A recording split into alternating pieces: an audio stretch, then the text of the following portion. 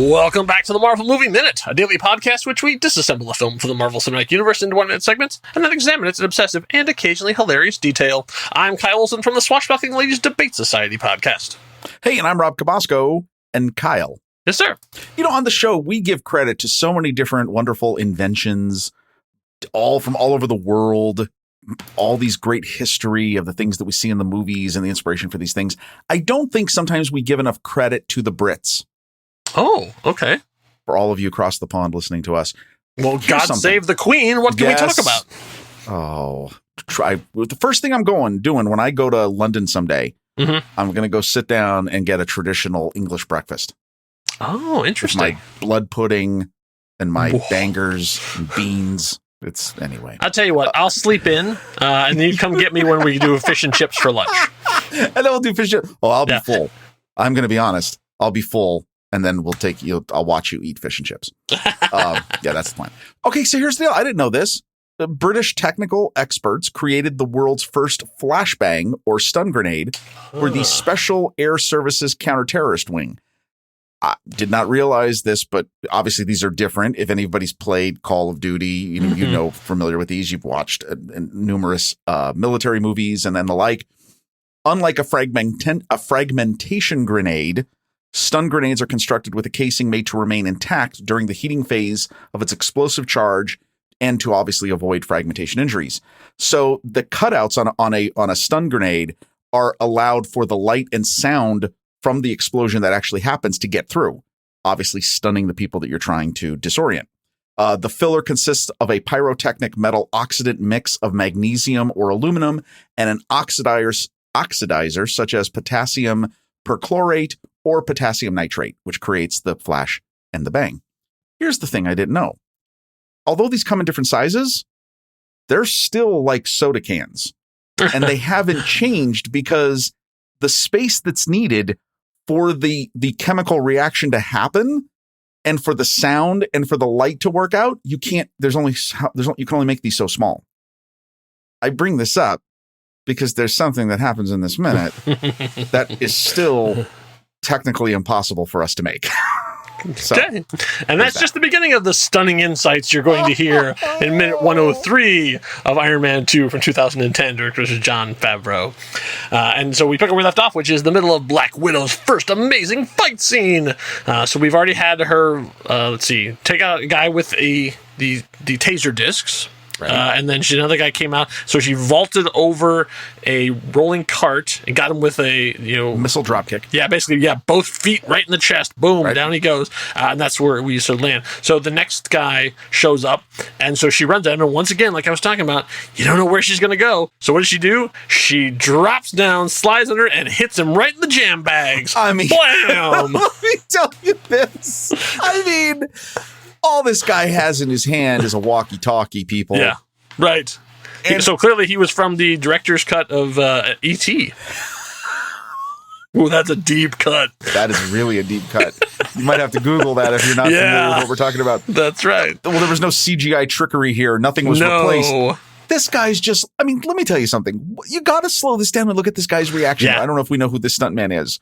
I don't. The problem is there's just the stunt crew. They don't individually credit them. Guy who gets punched in nuts. This guy. Which is probably good that he doesn't have that. He probably has it on his reel, but he probably doesn't have that as a credit. You have to see this guy just turn the corner. He's got hey guys, what's going on? Who's that lady? Ooh, looking at it right now. Yeah. Look at that face. Right. That is a professional stuntman selling it. I mean, you don't get the humor of this until you've watched it so many times in slow-mo. And we have. And this guy's just like, hey, what's that? Oh, why'd you punch me in the balls? Why did you do that? Yeah, our first contestant on Ow My Nuts. That might be the title of this episode.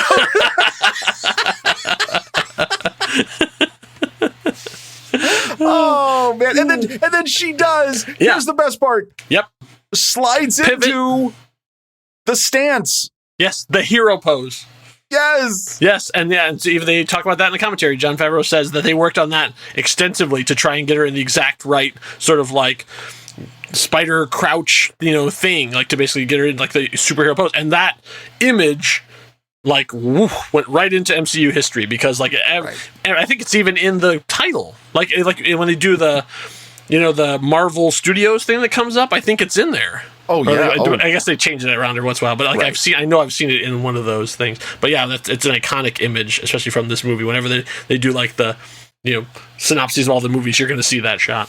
And so then she's in her, and then so she sees another guy coming, and then she runs off, and we see her do the move that she did earlier on to Happy Hogan. She runs up, flips over, grabs his neck with her legs, and does the Hurricane Rana, the same move she used to take Happy down in her opening sequence where she blew her cover. But I think I've made my point about that one earlier on in that episode.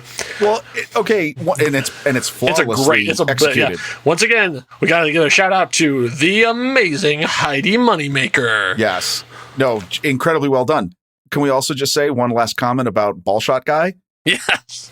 He serves as the step stool for her to pull that move off. That's right. Yeah, that's right. Because he's hunched over, so she vaults over that guy like a pommel horse. Oh man! To get up in the air high enough that she can grab that guy around his neck and then whip her body around and flip it. If you've ever seen a Hurricane Rana, like we talked about it before, but I'm saying like go watch the professionals do it, especially a professional wrestler by the known as Lita. She did an excellent Hurricane Rana. So if you go to the YouTubes and look for Lita Rana, you'll see one of the true masters of this maneuver. It is one of my favorite wrestling maneuvers. Can I just say this? I gotta collect myself. Okay. The whole concept of that security guard's day. Can you imagine going home that night? Right. And whoever's at home and they're like, honey, how'd your night go? That's not. Can I get some ice? Honey. What happened? I heard a commotion. I came around the corner. This ninja with red hair punches me in the balls. And then uses me as a pommel horse to take out Steve. I'm done.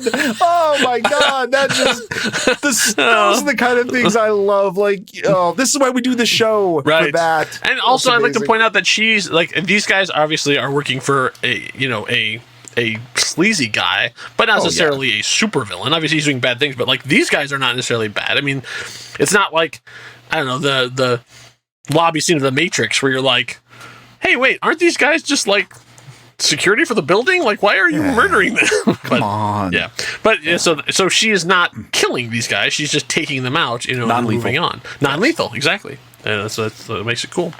So from that maneuver, we cut back to the expo, and we have the chase is still going on. And look, Rob, there's the Audi pavilion.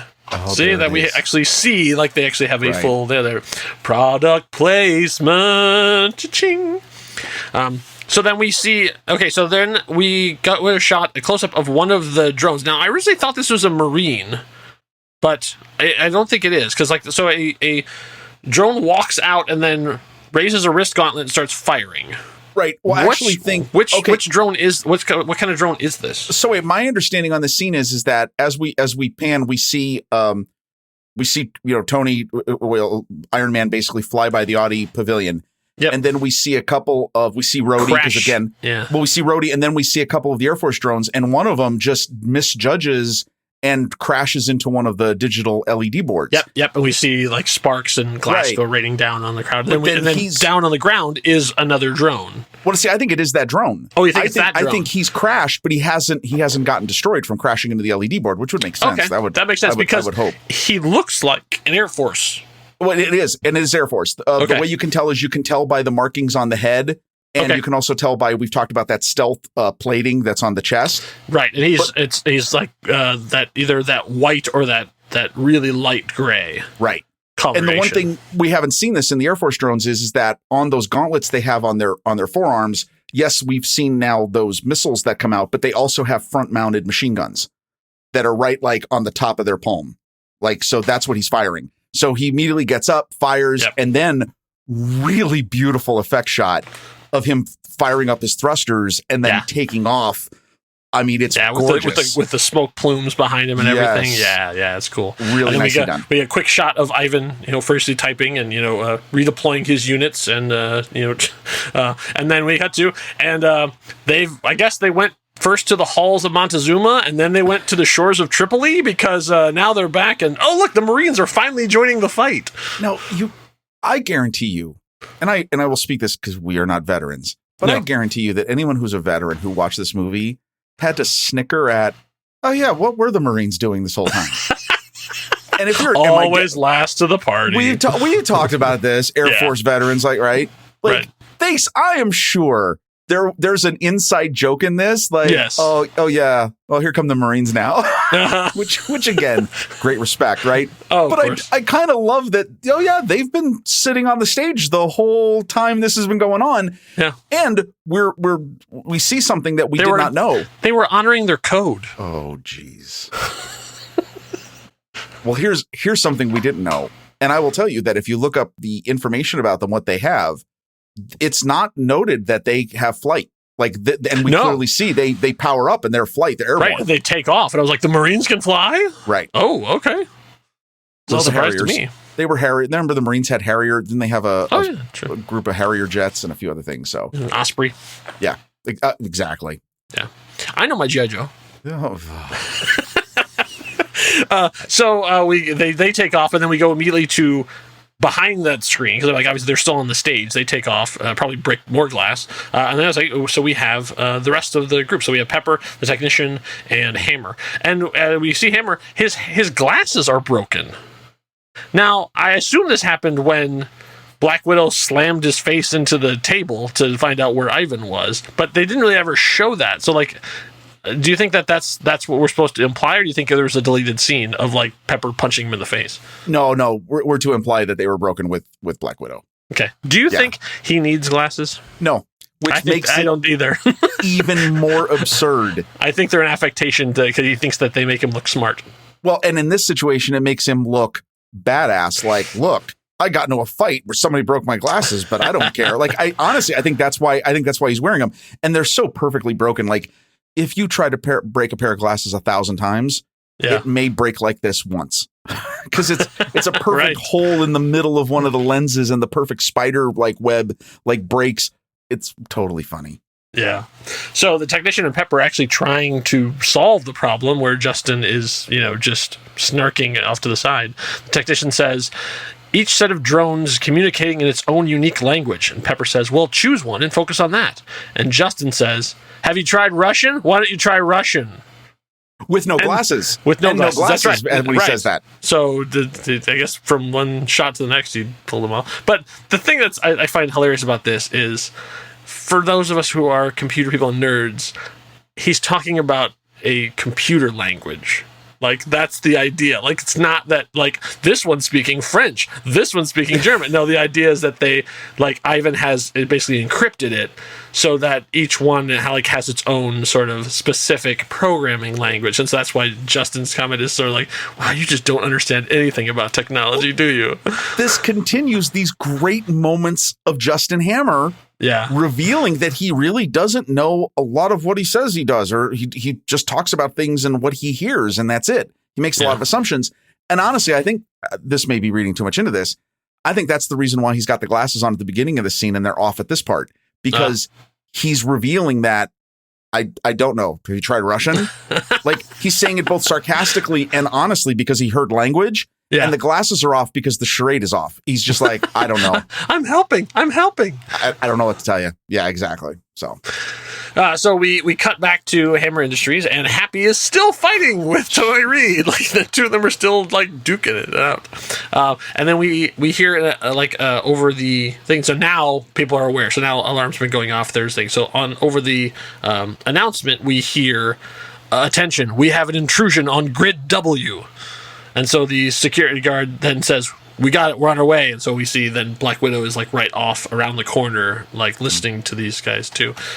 So it's still just and basically wandering around Hammer Industries looking for, a big neon sign that says Russian guy in here. Like, she still has no idea where Ivan is being held up. And I guess, but this is all happening within the course of, 10 seconds or whatever. No time is passing. So she's off again. So Natasha runs out and then does a leg sweep on the first guy. And then it's such a cool maneuver. It's really hard to see. I had to watch it a couple times do it. So on the second guy, he's got his leg a little bit forward. So she runs up and plants one foot on his knee and then takes her knee and slams it into his face. It's such a brutal move, and then boom, and then just actually drops down to the ground again. It's just that fast. Two guys take it out, and then there's a weird cut here because all of a sudden there's another guy. We very clearly saw two guys approaching it, and then all of a sudden we're cut to she's facing off against a guy with a nightstick. So he then starts to take a swing at her, and so she pulls out a cord, some sort of I don't even know what this actually is going to be made of, but something stronger than just generic rope, I would think. She pulls it out, and then so as he tries to take a swing at her, she takes the rope and wraps it around his wrist, and then hits him with a knee strike, punches him in the face, and then takes the cord and wraps it around his neck. So then he's like, what are you doing with this cord thing? And tries to punch her. She dodges it. And then a second guy comes running up into that. So she grabs the second guy, wraps his arm in the cord, and then knocks him down. And so when he falls, it also pulls the first guy down because they're wrapped up in the cord together. It was sort of like, oh man, she had this whole thing she's basically just knitting. Right, she's basically just as this guy's trying to kill her or whatever, she's here and then up to there, and they go then here, basically hold this for me, okay, thump, and then they all come collapsing down. Well, this is this fight sequence is very much like the old board game Mousetrap. Yes, or those kind of contraptions that this does this and then this does this and then these 5 other things happen. That's what they've kind of done in this fight sequence, and it's done really well. I mean, I think it all makes sense, especially the cord. I couldn't find the cord weapon. These are probably related to and I can't pronounce the name of it, but the weapons used in Kill Bill, the Kill Bill movie series. The one villain has that where she's got the ball on the cord. Right, or the chain. yeah. So it's all related to that. One thing we should note is she's been wearing these odd looking hand wraps. And the hand wraps are part of that cord weapon because you can imagine you can't just, okay, you'd get rope burn. If you tried to use the weapon with the amount of force that she's using, you couldn't do that without hurting yourself. Those particular hand wraps are part of the weapon. So that's cool that all fits. I mean, you're using this. You saw her as she entered the building with them on. This is all part of something that she has. Okay, and then we talked about, I don't know if we mentioned the flashbangs at the very beginning of the sequence. Before we move on, though, I would like to say that this is just another homage to, or at least a nod to Boondock Saints. What do you need rope for? See? She brought rope. Nicely done. Yeah. The flashbangs just when you said the first two guys show up. Yeah, she throws out. They have their very small. They as they go along thing, and then instead of electrifying, they do a little puff, they get probably a little blast of light and smoke, and then it's disoriented enough that she can run up and take them out. And it is like a flashbang, and it's the same size as the taser disc we've seen, and. I looked. There is nothing that seems to be available like that. That's a little bit of trickery. This is Nick Fury has made sure to keep this off the market. Shield has been keeping their secrets close to the vest. I love when the guy comes in and she does that great movement of both getting him in the leg and obviously the neck with the cord, and you said, you've got the other people come in. That's a wonderful little contraption of weaponry where the one move takes out the other guy. Yeah, and this is just the stunt team showing off, and I love it. Right. They're basically it's sort of all right, we want you to go off and shoot a bunch of stuff. What would Black Widow's fight thing be like? And so it's I'm sure there was many really interesting hard days in a gym of them figuring out okay, what if they had a fire extinguisher? What if she had all these different things to try and figure out what the fight scene would look like and what they could do and what they could have, and then they come and present it and go, yeah, that's great. Use the cord. That's so fun. and reference to what we mentioned earlier that you could spot the Happy Hogan stunt double. Mm-hmm. You cannot spot her stunt double in this at all. Heidi Moneymaker, man, she is really, really good. And this, as her first sort of time of this is really good. She's really good at keeping that. Oh, and maybe this explains the hair. Because she can very easily whip, because Heidi is really good at whipping the hair around and keeping it away from the camera. But yes. So it's the big hair that she can then use to cover her face as she's doing the maneuver. So maybe that's the solution. Well, and when you said it looks like a wig, we need to get her on the show. Yes. We can ask her these things. Well, no, and that connects all the dots on that, because if it does look wig-like, well, that's because it has to be, because there's wigs being used in this sequence, clearly. Yeah. Yes. Hey, we solved our own issue. Right. Well, they knew what they were doing all along. Well, we didn't. Yeah. So another guard approaches, and Natasha runs up to him, and then sort of like starts to get around him and grapple him. But we don't see is she setting him up for a second Hurricane Rana?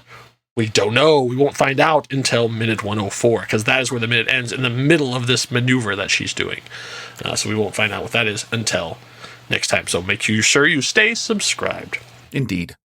In the meantime, as you're on Instagram to follow at Samoan Stuntman and at Heidi Moneymaker, you can also follow us. That's right. The Next Reel has our very own Instagram account. You can follow us at The Next Reel. We're posting about all the shows we're doing. We're doing little informal polls. We're talking about all the games we're playing on the different shows, any announcements. All of them will be there. And we're trying to do it in as aesthetically pleasing a style as we possibly can come up with. We would love to have you there. It will make your Instagram feed 2% better. Guaranteed. 2%? 2%? 2% guarantee. 2% guarantee. It's the Marvel Movie Minute 2% guarantee in honor of Iron Man 2. That and milk. I mean, 2% milk. I mean, that sure. And milk. So make sure you're back here for minute 104. We're going to talk about the history of boat shoes and the bite heard round the world. Enough said. Bye.